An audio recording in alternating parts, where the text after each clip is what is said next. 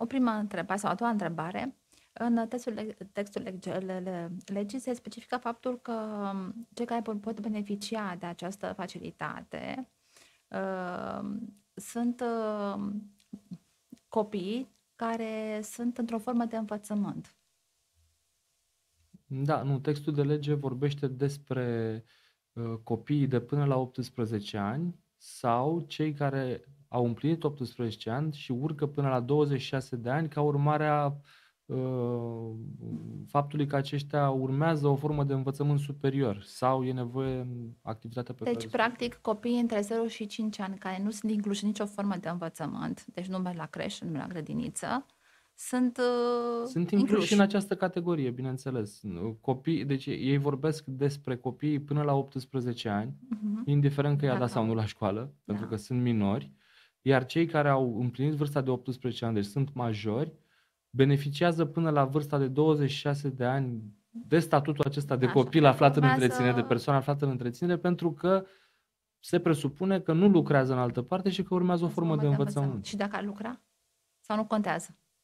Ba da, contează, dar e o altă discuție. E vorba de forma de învățământ și... Adică, de exemplu, dacă lucrează, nu știu, urmează cursurile la fără frecvență sau la distanță, Nu, ei se aplică o prezumție că ei sunt dedicați studiului. studiei. Da, și nu...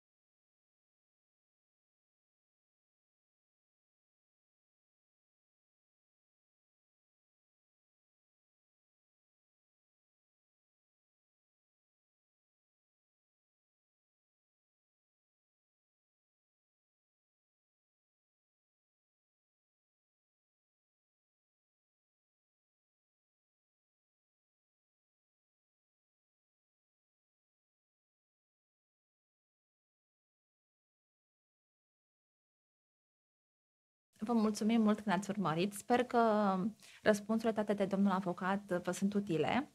Dacă mai aveți întrebări, vă rugăm să ne scrieți pe pagina de Facebook a Asociației Familiilor Numeroase și vă răspundem cu mare drag. Îl mai rugăm pe domnul Dragu să mai răspundă la câteva întrebări dacă mai apar, dacă mai sunt neclarități. Vă mulțumim și sper să vă fie util acest material.